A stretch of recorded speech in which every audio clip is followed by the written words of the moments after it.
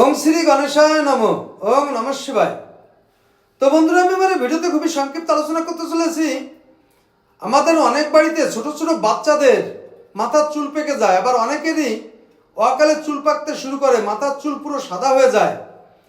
তো এর থেকে পরিত্রাণ পেতে আমি আমার এই ভিডিওতে একটি টোটকার কথা আলোচনা করতে চলেছি।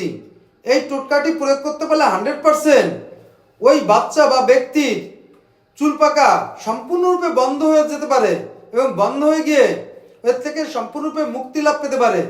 তো বন্ধুরা, সেই টোটকাটি হলো কচি আম বা আমের কুশি আন্দাজ মতো 7 গ্রাম মতো এবং 3টি আমলকি একত্রে ভালো করে পিষে বা থেতো করে সন্ধ্যার সময় একটা লোহার বাটিতে বা একটা লোহার পাত্রে জল দিয়ে ভিজিয়ে রাখতে হবে।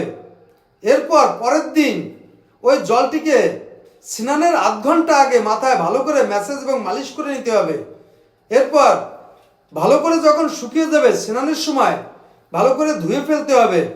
এইভাবে 1 থেকে 2 সপ্তাহ বা 2 থেকে 3 সপ্তাহ করতে পারলে 100% ওই ব্যক্তির বা ওই বাচ্চার মাথার চুল পাকা সম্পূর্ণরূপে বন্ধ হয়ে যায় এবং মাথার চুল পাকা বন্ধ হয়ে আরোগ্য লাভ পেতে পারে। তো বন্ধুরা, এই ছিল আমার এই ভিডিওর মূল সংক্ষিপ্ত আলোচনা। নমস্কার।